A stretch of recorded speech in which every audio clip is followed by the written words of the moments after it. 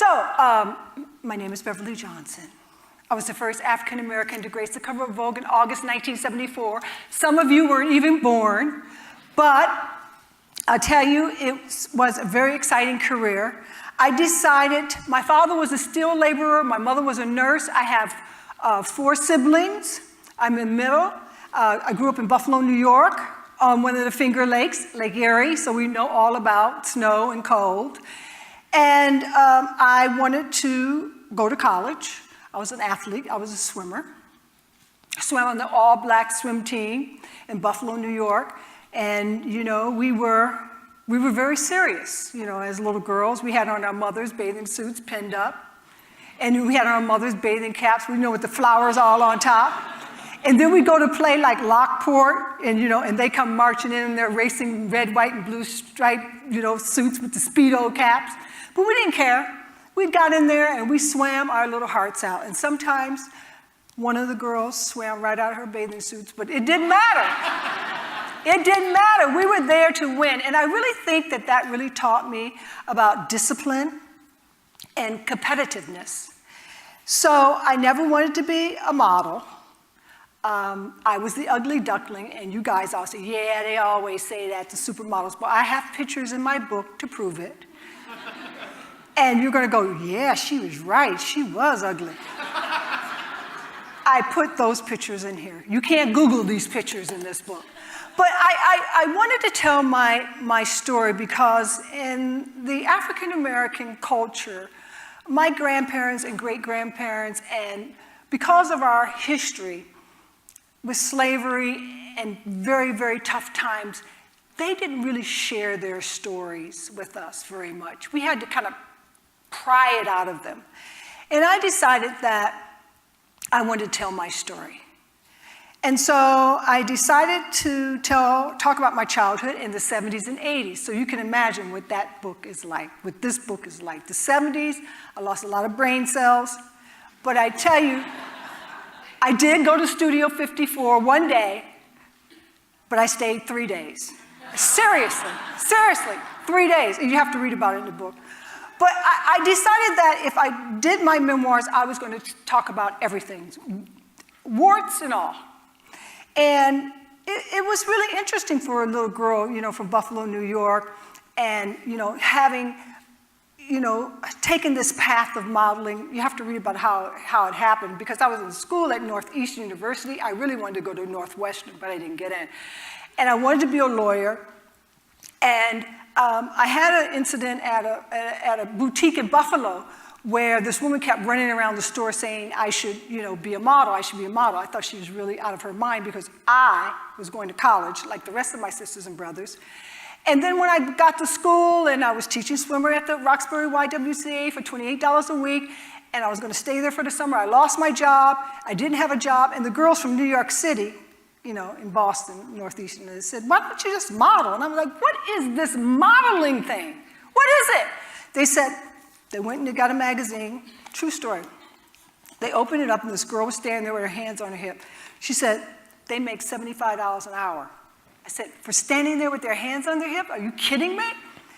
My father made $75 a week as a steel laborer. And I had kept this telephone number from this woman, Mimi, in Buffalo, with the number to a connection in New York City at Glamour magazine. And that is how it happened. My father said, there is no such thing as modeling, you mean streetwalker. I said, no, Dad.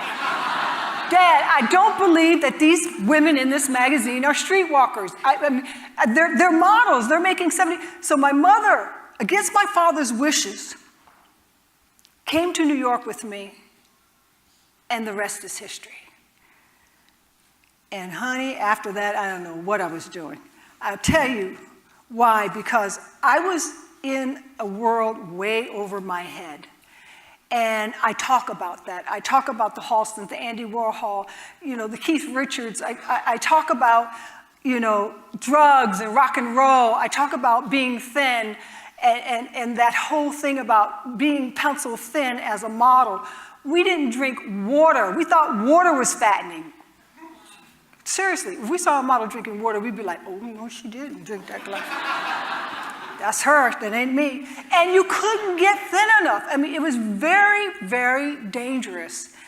And so I wanted to tell those stories, and then, about the husbands, the ex-husbands that just won't get the fact that they're ex. You're an ex, that means go away. And I got wrapped up in a lot of situations that were way over my head, and I shared these all with you in this book. On a more serious note, I wanted to write the book also, and I don't know if I would have written the book if my mom is not presently suffering with Alzheimer's. And because a lot of these stories in here would have hurt her very deeply, and I don't know if I would have done that, but I must say that my mom was the one who is responsible for being where I am today. And she held my hand through it all. So I owe my mom a lot. And anyways, when I decided I was going to do my memoirs, I said, I'm going to tell everything. So I decided that I was going to tell about this encounter with Bill Cosby. And the writer on this book is a journalist. Her name is Allison Samuels. And I told my story to her. And she wrote the story down, and this was in 2013. And we gave it to our editors, and I was really kind of like relieved. I had finally told this story about Cosby drugging me.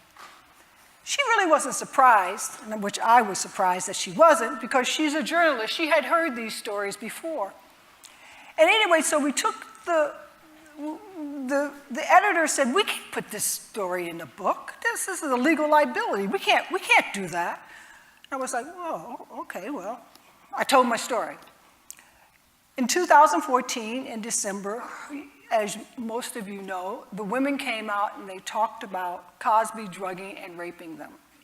And I sat there watching these women tell their stories and realized that my story was very similar to theirs. And I knew they were telling the truth.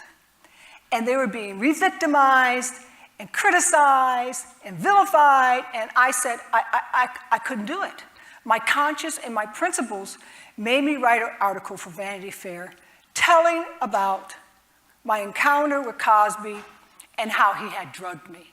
And by the grace of God, I got out of there without being raped. So then I didn't know it was going to blow up the way it blew up, and then I get a call from the publisher about that Cosby chapter. We like to put it in the book. And I thought to myself, that's what the women have been trying to say all along. We've been trying to tell our stories, but you didn't want to hear it, and you didn't want it. But anyways, that's only one chapter in the book. And there are a lot of different chapters in the book, but I wanted to tell you that story. I also want to tell you a story about retirement. I had actually retired. I was on a golf course, waiting for my Oprah moment, what's my purpose in life. And it came in a way of a friend suddenly dying and passing away. And I thought to myself, okay, the clock is ticking now. What are you going to do? And I said, what I'm really afraid of? I'm afraid of going into business for myself. And I said, that's what I'm going to do. So I went into business for myself. I met a man who's an investment banker, Brian Milan, there he is, who has taught me the business. In the media silo of my business, the book came out of. But I have, hair extensions, I have makeup. You should see him talking about that, this guy off of Wall Street talking about makeup and hair extensions. It's very sexy. They're very, very sexy. And I just want to say that I now understand that there is no such thing as retirement. I mean, that is just like a trick, I feel that I'm smarter than I've ever been. I feel that I'm learning things that I've never known about. And I'm talking about business and being a woman in business, an entrepreneurial, and how slow and arduous that process is. It's like brick by brick by brick, and it's like, I'm used to instant gratification. Take my picture and give me some money, okay? Take my picture and give me my money.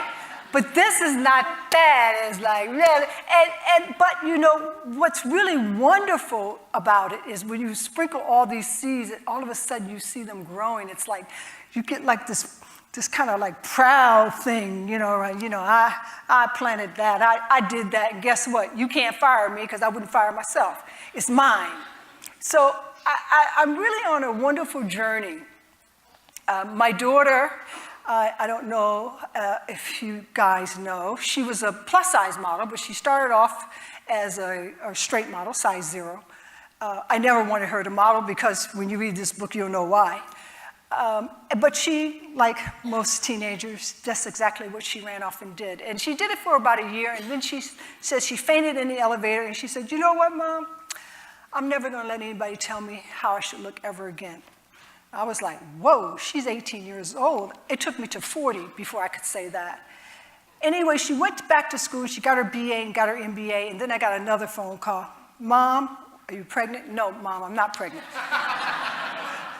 I said, what? She says, I want to be a plus-size model. I said, why? I was just curious. She says, because I want women to know that they should love themselves the way they are. And I said, I raised that girl. I taught her something great. But anyways, I have 3 grandchildren. And Ava, 4, and David, 3, and Dean, 2. And it's the best time of my life. Everything they said about grandparenting is true. I mean, that's your reward for parenting. It really is. You didn't see that show, Beverly's Full House, on the Oprah Winfrey Network? It was about mother and daughter relationships. It was a constructive reality show. I even thought it up. I was the executive producer. Why did I do that? I didn't even think we had a problem until we started doing the show. But so many women really identified with this show, the mother and daughter relationship. But anyways, I'm going to be doing other shows, another show. I believe in constructive reality shows. And I've just got so many things on my plate right now. And I'm just, you know, at a time in my life where all of these miracles and blessings just keep coming my way. So if I can say anything, it would be say yes to all the possibilities. That we live in an abundant universe and there's enough for all of us. And I just want to thank you so much for taking the time to listen to me. I will be signing books. You can buy the book. You are not getting out of here without buying my book. I want you to know my story because most people think they know me because of the covers and, you know, this kind of, you know, celebrity facade. And when you read my story, you're going to say, oh my God, she's just like me. This is about a woman in her 20s, you know, making it to the top in New York. And Chicago's a great city, but you know what they say about New York. If you can make it there, you can make it anywhere. But it's at a price. It's at a price. Anyways, I'm going to look over to my business partner, Brian Milan, to see if I've forgotten anything, because if I have, at Beverly Johnson 1 is my Twitter handle. And thank you so much. Enjoy the rest of the evening.